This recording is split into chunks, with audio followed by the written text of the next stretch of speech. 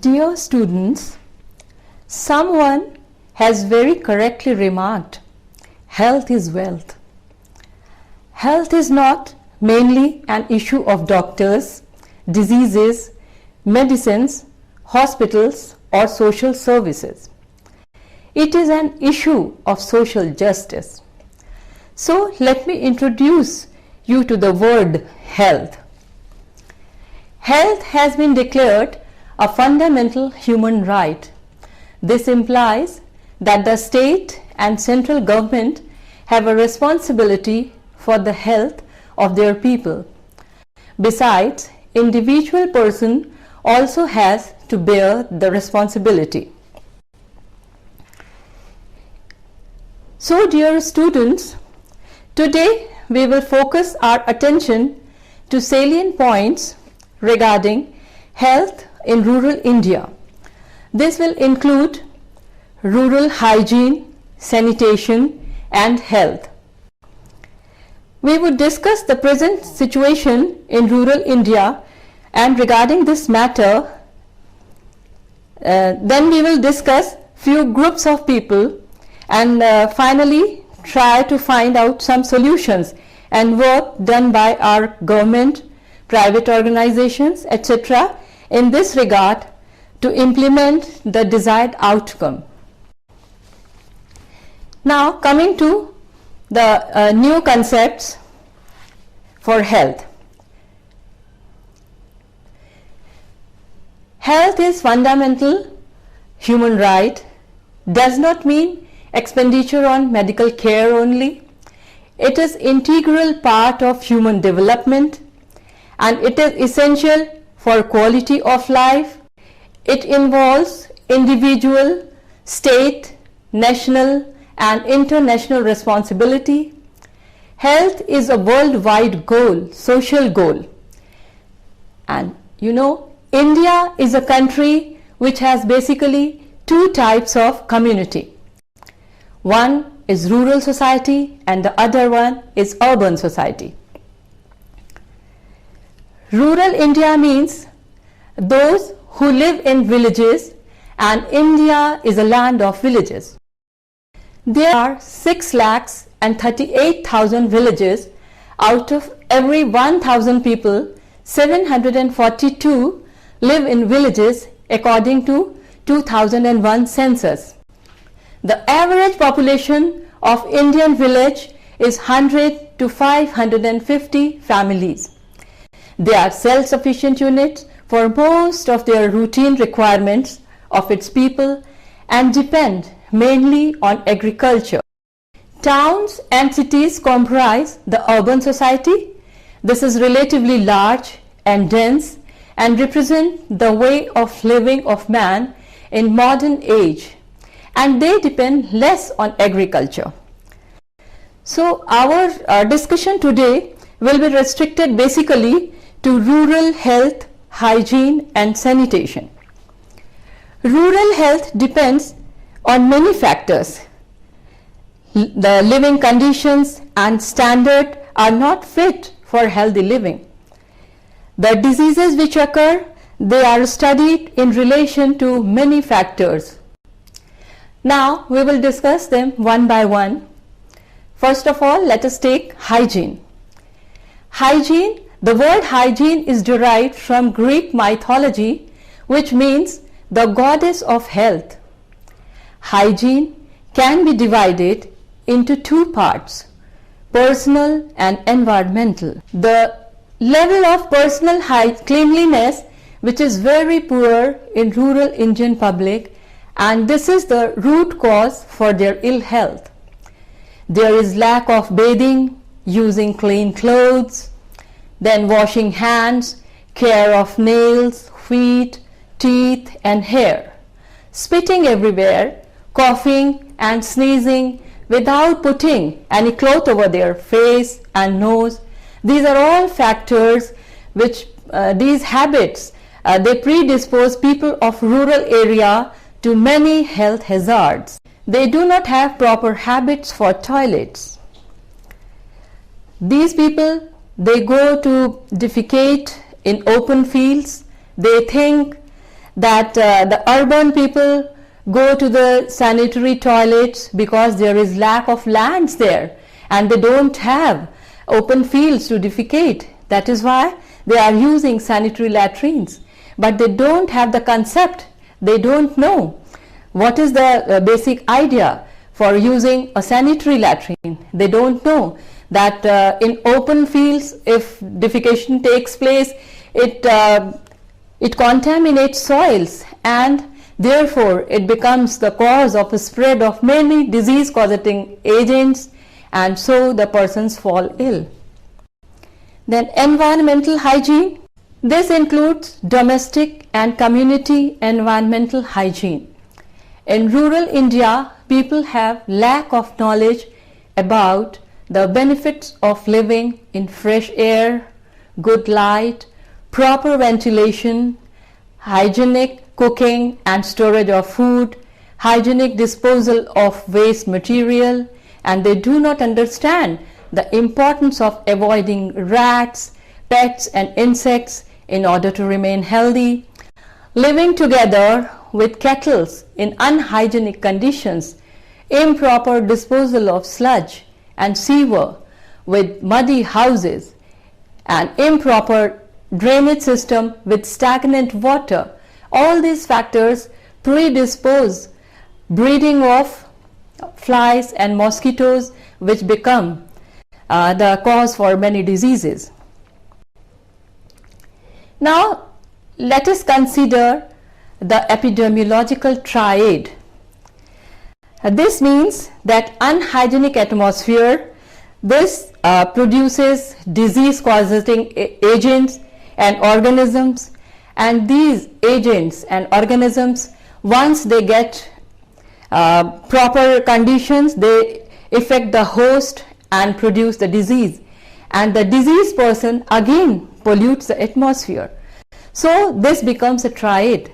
One is the unhygienic atmosphere, the other one is the production of causing agents, and the third one is the host. So all these things are interrelated, and the improper personal hygiene, environmental hygiene, all these things predispose to the unhygienic atmosphere, and this epidemiological triad becomes complete. So the diseases are caused. Now let us consider food habits of these people. These people are malnourished. Malnourishing means improper nutrition, and this is the problem in rural India. The causes of malnutrition being inability to afford due to less income, illiteracy, having no knowledge about balanced diet and their nutritional value, faulty food habits, use of previously cooked and unhygienically preserved food. Male members of the family eat first and ladies in the last, who remain malnourished. Usually, wives take the leftover food of their husbands, may it be sufficient or not. Children get unbalanced diet, resulting into protein energy malnutrition, causing diseases like kwashiorkor. These diseases, they produce pot belly, like their abdomen is very much enlarged, their development of muscles is too less, and they are not energetic, so they fall ill, and gradually they become so weak that they may even die. And this is all because of carelessness regarding their food habit and their lack of knowledge regarding foods to the children. Then these people share same utensils at the same time while eating, then dining in an unhygienic place with flies, rodents and arthropods. Then comes the factor that is cultural factor and social beliefs. Rural people believe that certain diseases like smallpox, which is known as Badi Mata, and chickenpox, which is known as Choti Mata, they are the result of wrath of God and Goddess. Diseases such as leprosy and tuberculosis are believed to be the result of past sin, although now we know that these diseases are totally curable and they are infective diseases, so they are preventive also. But this is the misconception in the minds of the rural people and even most of the urban people, that these diseases are the result of past sin. Children are susceptible to evil eyes. This is the belief of rural and even educated class in urban areas. Some diseases like hysteria and epilepsy are regarded as intrusion of ghosts into the body, whereas we know that this is not the cause. This is because there are so many foci in the brain which get electrically stimulated and they discharge impulses so that these diseases result. Now let us discuss some of the social customs. Some of the social customs are really bad in rural India, and some of them are early child marriage, willing to have male child only.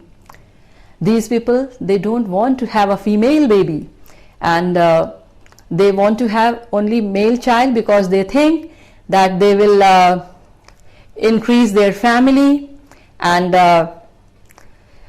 then they give less opportunity to eat, grow, learn and express to female child. Having more number of children gives them physical strength, social status and feeling of personal elevation. They believe that those having more number of children have good say and respect in rural society. Sacrificing the life of the first child to have more children, then widows are thought to be bad omen. They don't allow them to attend any of the social functions, etc. Then widows, if they become a widow during their early childhood even, they are not allowed to remarry.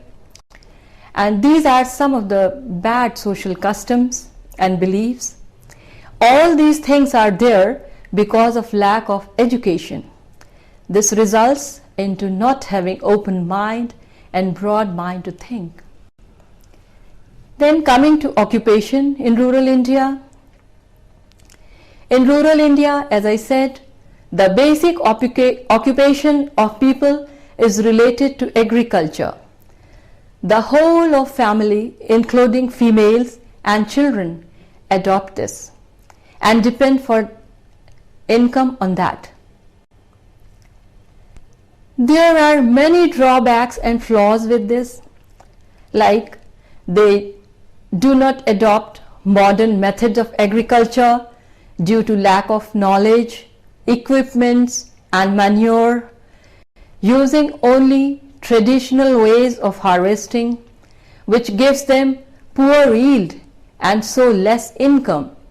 Mostly they have to depend on natural rainwater for irrigation of crops, which many times it becomes a mismatch in terms of requirement in time and amount, resulting into poor yield. They do not get proper seeds to sow at proper time. Neither most of them are aware of many help which is provided to them regarding this through various government organizations. They have to face various natural calamities like flood, drought and fire, etc. In rural India, people also depend on cattle yield, for example, milk and its products. Their cattle do not keep good health and hygiene due to lack of knowledge. And because of this reason, if they are earning through this source, they have less income, because they have to spend on the health of their cattle also, and the yield is less, so they have poor income. For their occupation, most of them walk barefooted in fields, so exposed to many parasitic infestations Dusty atmosphere here predisposes them to many respiratory, skin and gastrointestinal diseases. Then comes the problem of population. Not only the rural India, but the whole country is facing this problem, which leads to problems in each aspect of development, especially education, housing, sanitation, healthcare and employment. This is because of lack of education, planning and belief that children are given by God, so their birth must not be controlled. Besides, as I have already said, that rural people think and have a strong belief that more number of children provide them physical strength and high status in rural society with more respectable and acceptable personality. Now let us discuss about education. Declaration of Human Rights 1948 states that everyone has a right to be educated. Literate means a person who can read and write with understanding in any language. A person who can merely read and cannot write is not considered to be literate. According to Census 2001, the literacy rate in India was 65.38%. In rural India, people do not understand the importance of their children being educated, and if at all they wish to, there are no proper primary and secondary schools for children. For female education, most of them are dead against. They do not have positive attitude towards education. Lack of education is a great hindrance in the path of their progress. Now, the rural sanitation. This means the atmosphere where people live in.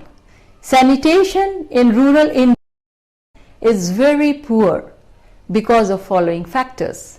Disposal of human excreta. 98% of people in rural area use open fields for defecation. This practice is because rural population is not aware of the idea of hygienic latrines. They feel that they are meant for urban areas where there are no or less fields. They are ignorant that feces is infectious and pollute water and soil, therefore promotes fly breeding and spread of infections. Then disposal of waste. The average villager is not aware that mosquitoes breed in stagnant wastewater. It is permitted to flow in streets. The solid waste is invariably thrown in front of houses, may it be garbage or animal waste and excreta. Animal excreta, for example, cow dung, are allowed to accumulate in front of houses as they use it as manure and make discs out of it for fuel. Let us consider the water supply. It is mostly from well, where all of them go to bathe and wash their clothes and utensils. Animals are also washed here and given water to drink. These practices leads to pollution of well water, which becomes source of infection. Tanks, ponds and rivers are also used by them in the same way. Some rivers are considered holy. People take dip in that, drink the same water and bottle this water as it is considered sacred. But they do not know that once such kind of water is used for drinking or it is bottled and used, it is a medium where so many disease causing agents grow, and once it is taken, ingested, then many epidemics can burst, like cholera and various gastrointestinal diseases. Ponds and rivers are also open, and they are used in the same way with the same habits. So these water are also polluted. I remember when I was posted in Madhya Pradesh, that was a rural area, and water supply over there was really very much horrible. Water was coming directly from the rivers. There are so many mahua trees on the way. The leaves and its fruits used to fall in that water, and only that water was supplied in the houses to drink. And people, they were unaware that such an polluted water is very harmful for the body, but they used to drink it the same way. But once we reached there as doctors, we advised them to boil the same water before drinking, and we used to put alum in it after boiling the water, so that particulate matters used to settle down, and we used to filter that water and then use it, so that it became usable, and some purity could be assured. Now coming to housing. Rural houses are practically the same all over the country. They are usually kacha houses, means they are made of mud. They are ill-lighted, ill-ventilated, damp and small. For reasons of security, no windows are provided, and if at all, it is merely a hole. Absence of a kitchen, latrine, bathroom and proper drainage are the characteristic features of an average rural house. Most of the times, kettles and human beings live together under one roof. For cleaning these houses, they paste them with mud and cow dung. All these things promote multiplication of mosquitoes, flies, arthropods, for example, cockroaches and rodents. Rat infestation causes plague, a dreadful disease. Then comes overcrowding. More number of people living together in the same space, which is much smaller in area, produces overcrowding. This results in restricted movements, difficulty in rest and sleep, disturbance in privacy, maintenance of hygiene, increased chances of infectious diseases.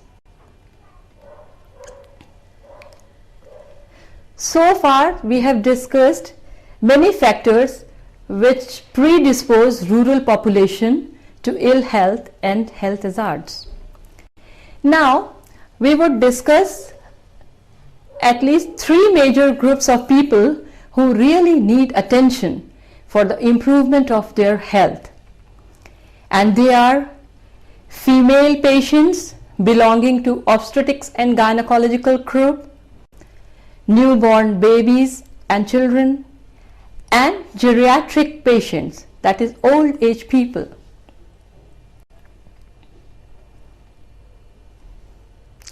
These special group in rural India needs different type of care, and so they must be considered here in some detail.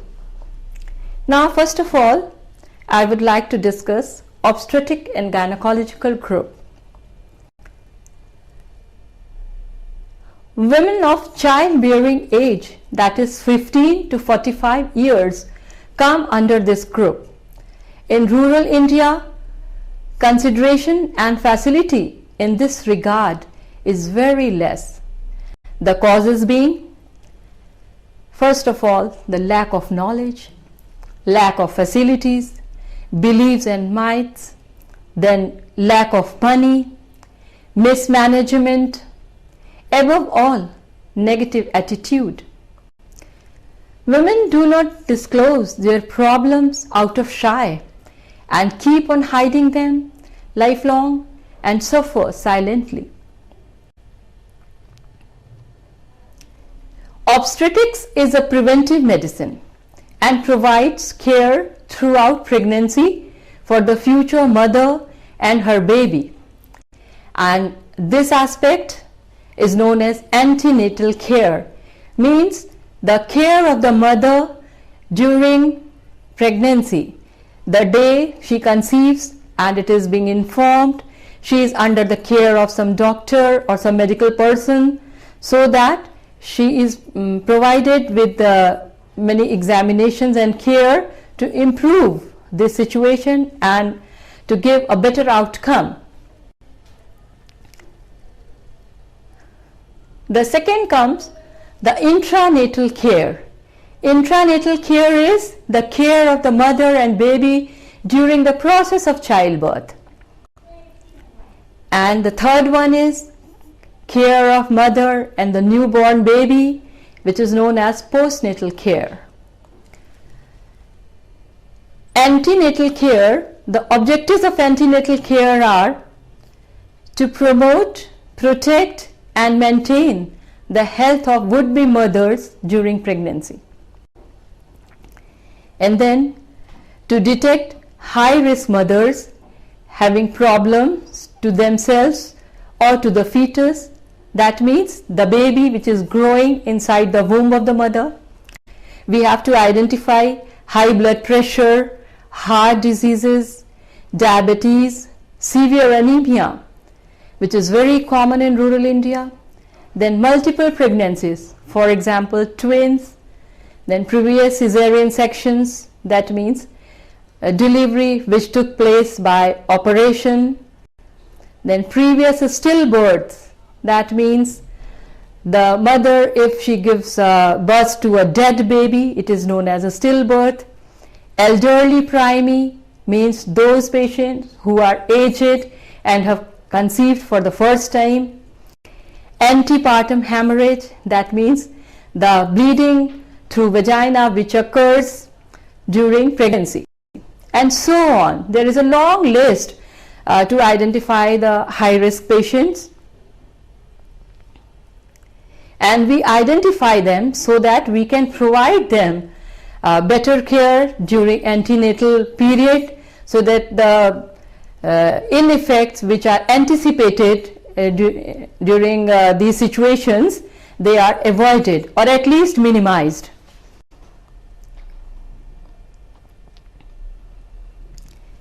Then we provide antenatal care to reduce maternal and infant mortality rate, to teach mothers to take care of their babies, breastfeeding, vaccination and personal hygiene, etc. During the antenatal period, we examine the patient, we select the cases and we give them certain advices. And advices include advices regarding diet, that is pregnancy and breastfeeding needs extra energy, so mother needs considerable amount of extra calories which she derives from her diet. Child survival is correlated to birth weight, so she has to take extra carbohydrates, proteins, fats, minerals, iron and calcium in her diet. Rural Indian food is poor in all these respects. Besides, family members do not have positive attitudes towards expecting mother's diet. Family members must be counseled for that, and they must be told about the importance of balanced diet and importance of diet which is needed by the expectant mothers, and they must be reminded of their moral duties to provide this kind of diet to their females.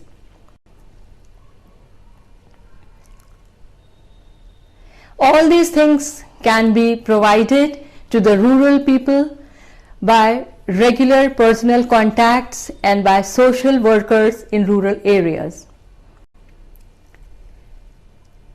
During antenatal care,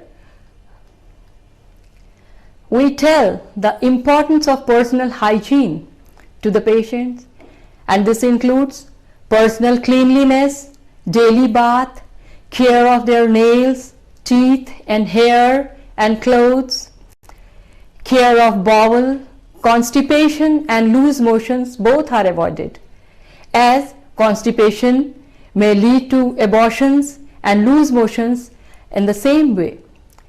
Exercises, light household work is allowed, overexertion avoided.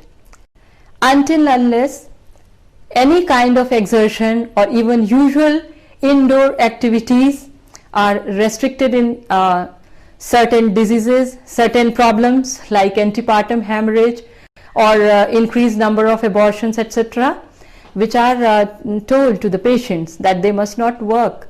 They should take rest in bed. At times we have to ask them to take bed rest even with raised foot end. Then general instructions, rest and sleep should be adequate, and recommended duration is 10 hours per 24 hours. That means 8 hours sleep in the night and 2 hours in the daytime. Then comes smoking. In rural India, ladies smoke also sometimes, so it should be avoided to prevent low birth weight babies.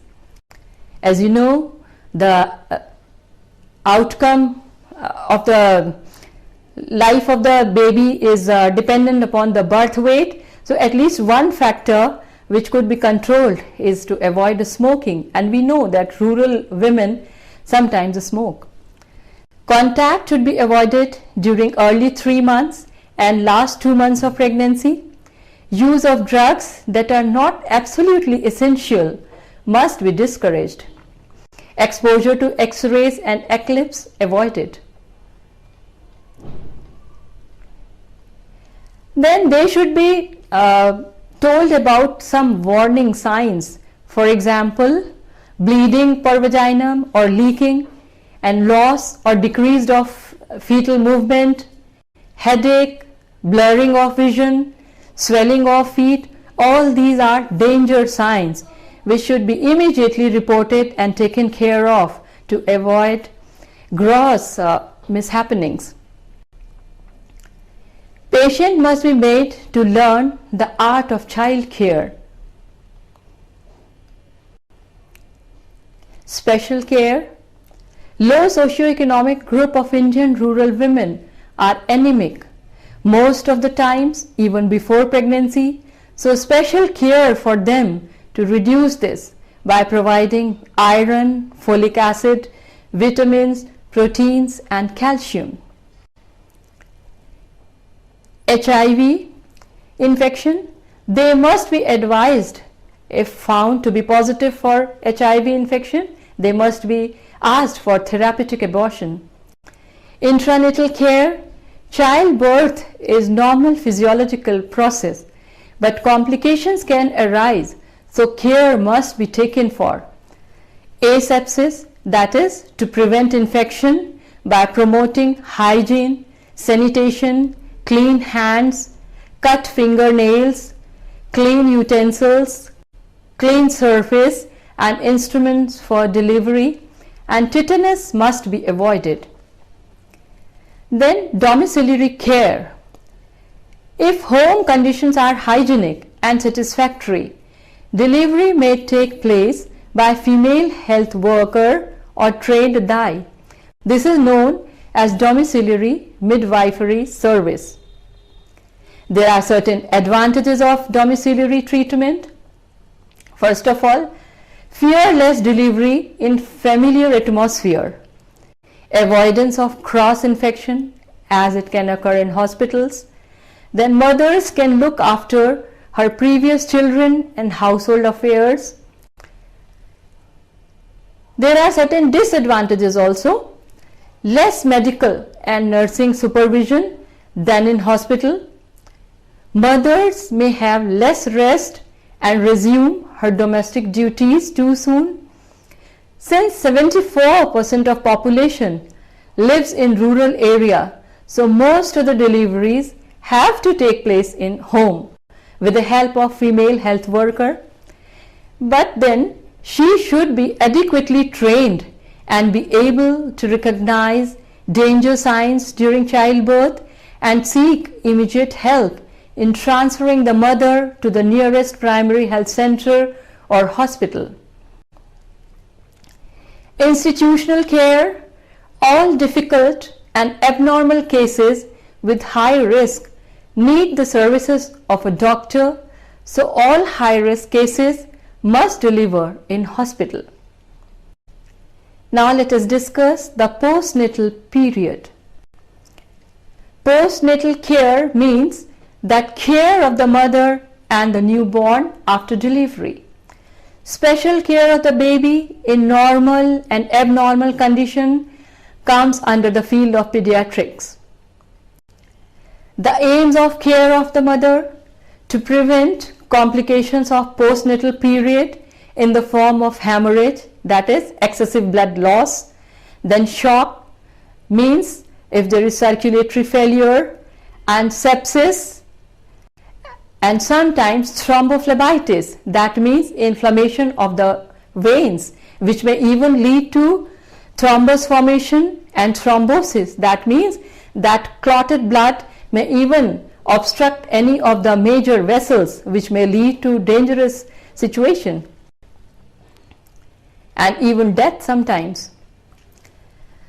Then to check adequacy of breast milk, to provide basic health education to mother and family, to restore optimum health of mother, to care for psychological problems as the new mother feels incapable of holding the responsibility of her newborn baby, to provide family planning services. Then comes the care of baby. Breastfeeding. A great asset in India is that an average Indian mother, although poor in nutritional status, has a remarkable ability to breastfeed her infants for a prolonged period of time. But she should breastfeed her baby up to 10 months of age, which is sufficient for the baby's good health, and it protects him from various diseases. Weaning should be started at least at the age of 4 months. Weaning, I must tell you, it is the introduction of certain top-up foods along with breast milk and fruit juices, dal, cooked and mashed vegetables and animal milk. The most important aspect in newborn baby's care is vaccination. Vaccinations are the injections or other forms of medication which protect the babies from various diseases. For example, smallpox, hepatitis B, poliomyelitis, etc. Show me the slide, please. The recommended schedule for immunization of children by WHO. For infants, at birth we provide BCG vaccination, which is against tuberculosis, and we give oral polio vaccine, first dose, and hepatitis B vaccine, which is injectable one, first dose at birth. Then at the age of 6 weeks we provide oral polio vaccine, second dose, DPT first dose, and hepatitis B second dose. DPT means this is a vaccination against 3 diseases: diphtheria, pertussis, and tetanus. At the age of 10 weeks, we provide oral polio third dose and DPT second dose and hepatitis B third dose.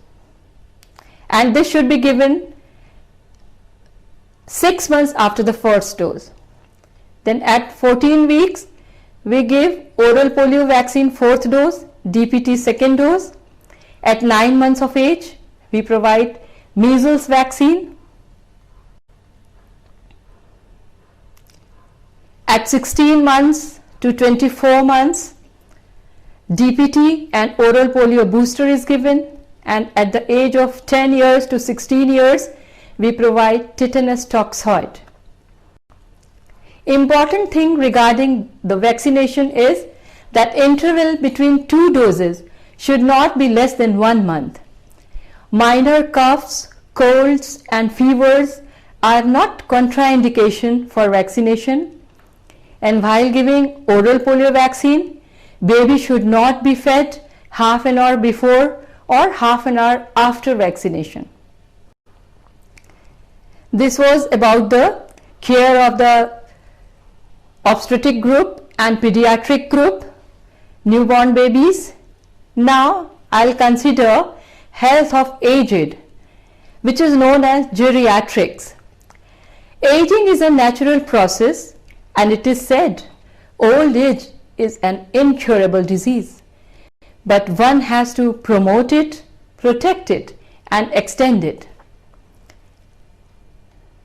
There are certain different problems of aged people like senile cataract, glaucoma, deafness, bony changes like osteoarthritis leading to decreased mobility, failure of spatial senses, changes in memory and mental outlook, cancer, accidents, respiratory illnesses and so on. There is a long list. Then psychological problems, impaired memory, dependency, social maladjustments, depressions. These are the common problems. So much care is to be given to the old people. In Western countries, these different societies and government provide them special care, but in India, it is mostly due to emotional bonding between the aged and their children.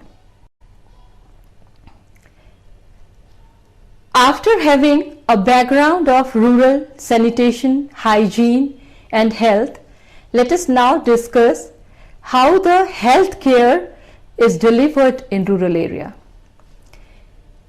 In order to understand this, we must know about health problems in rural India, and these health problems to enumerate are communicable diseases, nutritional problems, environmental sanitation, population problem, medical care and health education. There are certain communicable diseases like malaria, tuberculosis, diarrhea, acute respiratory distress diseases, and recent problems is swine flu. You might have read in newspapers and you might have seen in TVs and all channels that swine flu, it came from foreign countries and it infested our people also, and so many deaths took place because of swine flu. Then leprosy, filaria, AIDS, etc. Hepatitis B. Hepatitis B is controlled up to certain extent because proper vaccination has been given. Then helminthes infestations like hookworm, ascariasis, etc. Then nutritional problems, protein energy malnutritional, nutritional anemia, low birth weight, iodine deficiency disorders like hypothyroidism, in which the person becomes very lethargic and so he needs treatment. Then nutritional blindness, etc. can take place. Environmental sanitation, here we must consider at least 2 points in brief, and that is purification of water, provision of sanitary latrines and rural housing. Purification of water. It is of great importance to provide good health to rural people.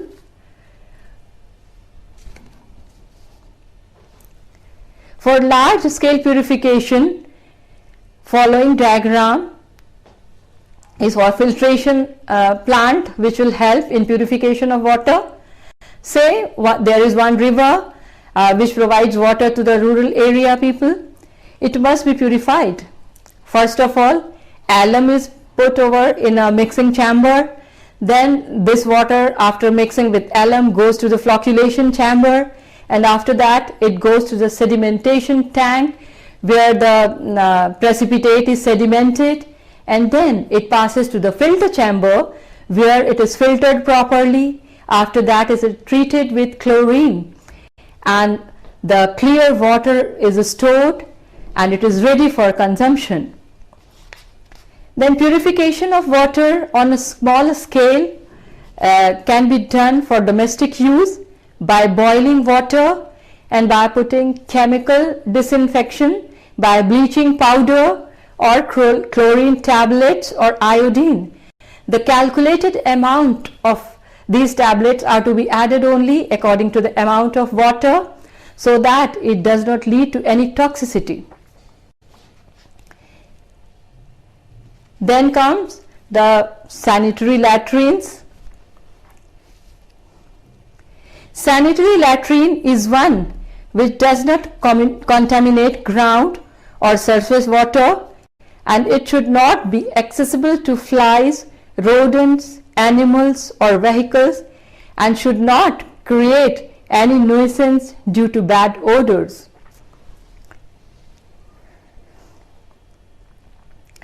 One must be aware that feces, it contaminates water, it contaminates fingers, it contaminates flies and soil, and all these things, once they reach to food, they produce diseases in the new host and produce diseases.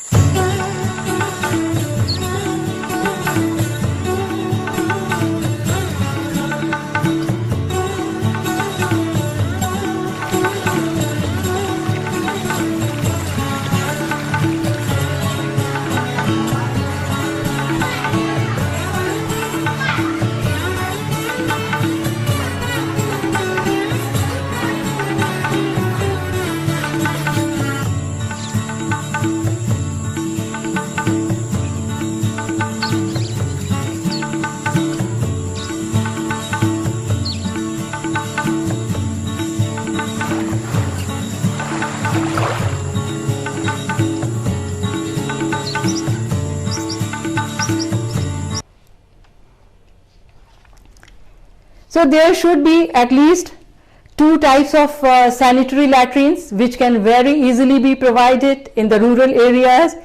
They are borehole latrines and water seal latrines. In the case of borehole latrines, a pit is dug which should be 20 feet deep, and it should have a diameter of 16 inches, and latrine is collected there. And in the underwater seal latrines, it should be 10 to 20 feet, and it should be 30 feet deep with the underwater seal. Now coming to health education. Health education is indispensable in achieving good health in rural India. The contents of health education must include human biology, in simple understandable language, care of body, how to keep fit, need for exercises, sleep and rest, the effects of tobacco smoking, bidi and other drugs or alcohol intake must be emphasized.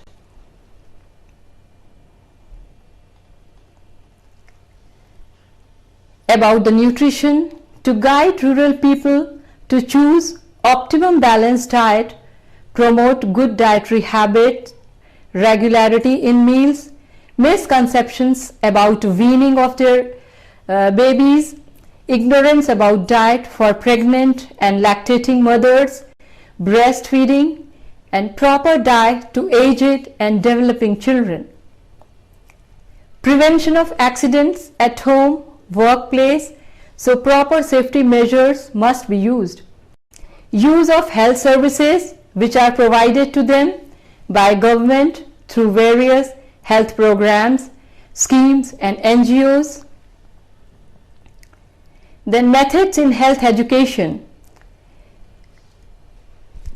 Individual approach like personal contacts, personal home visits, then group approach like lectures, demonstrations, etc. Mass approach like radio, televisions, posters, exhibitions, etc. Now let us consider few points regarding the delivery of health care in rural India. This needs health manpower, which could be professionals and auxiliary, money and materials, time, etc. All these things, when they are combined together, then only the health care can be provided to the rural people. Health manpower. There are programs for training local DAIs in terms of sterilization. Workers should be local resident and they should be acceptable to all sections of rural societies and should be able to read and write, should be able to convince the people. These people are given training, and on completion of their training they are given few medicines to treat simple ailments and provide first aid, etc. Related to child and mother's health and family planning. In cases of problems, they should send cases to nearest primary health center. There are sub-center level. This is peripheral outpost of existing health delivery system. One person is posted for 5,000 population. And primary health center or PHCs as they are known, this is the basic health unit in rural care, and this provides curative and preventive health care in rural areas. Now comes the money and material. Scarcity of money affects health system in rural India. Since it is always short, it must be put to best of use with an eye to maximum output. Since death rate due to measles, cough, tuberculosis, tetanus, malnutrition is more, so it is better to spend more money on these projects. Then time factor is also important. Administrative's delay in sanctioning health projects means loss of time, So proper use of man working hours should be made. There are various programs for the rural health development, rural community development programs, ICDS programs, that means integrated child development services, then integrated rural development programs, Janani Suraksha Yojana, that is JSY. Under these programs, institutional deliveries are promoted and patients and health promoters are given awards. Then there is NRHM. NRHM means National Rural Health Mission, and this is the mission of Government of India, and the Director General, Mr. G.C. Chaturvedi, in 2005, he started this, and please show the clipping so that they can understand it better. Girish Chaturvedi, Additional Secretary, Ministry of Health, Government of India, and I am heading the National Rural Health Mission as Mission Director. National Rural Health Mission is a huge program launched by Government of India in the year 2005. Basically, it has got 5 components. One is communitization of health services, another is flexible financing, third is building capacity, fourth is innovative human resource engagement, and fifth is setting standards for measuring the success. This has become now an overarching program because it is not a project or a specific program. It is dealing with the health system improvement as such. So it is cutting across all the programs. It's not a vertical program by itself. NRHM nowadays includes even all the disease control programs, TB, malaria, blindness, leprosy, whatnot, iodine deficiency. All these things are combined into it. And all the programs are drawing the support from the health systems, which is being strengthened at different levels, starting from the village up to the district level for the time being. We are intending to go up to the medical colleges because now we have come across a roadblock. We are not getting enough trained manpower in the form of doctors, nurses, auxiliary nurse, midwives, etc. So we're trying to increase the number of seats, open more medical colleges, more nursing colleges, nursing schools, and training centers. In India, health is a state subject, so we can only convince, sensitize states, but actual delivery is to be done by the states themselves. One of the most successful interventions which states have brought in and which are being replicated all along the country, one is emergency medical relief referral transport system, which was initiated by Andhra Pradesh, and now with the help of PPP, it's a public-private participation model. Satyam Computers has its social corporate responsibility, which had initiated it in Andhra Pradesh. Now they have entered into an MOU with 8 states. In Andhra, they have got almost little more than 500 ambulances on the road. It's all being controlled through a call center run by Satyam. The personnel for managing the ambulances, etc., are also being provided by Satyam, but the payment is being made by the respective state government. It is already operational in Gujarat also, Kerala, Assam, Madhya Pradesh, Rajasthan. The second initiative which has come from the state relates to basically reaching out to the unserviced or underserviced areas. Like Assam has gone in for boat clinic, and some other states have started very innovative methods of attracting people to its facilities. Janani Suraksha Yojana is another huge incentive scheme which has created demand, and now we have to match it with supply. All across, I can say that engaging people on contract who are local residents, who are locally available, is one of the major things which has happened, and we have been able to engage almost 1/3 of the strength in addition to what was there when the mission was started in the year 2005.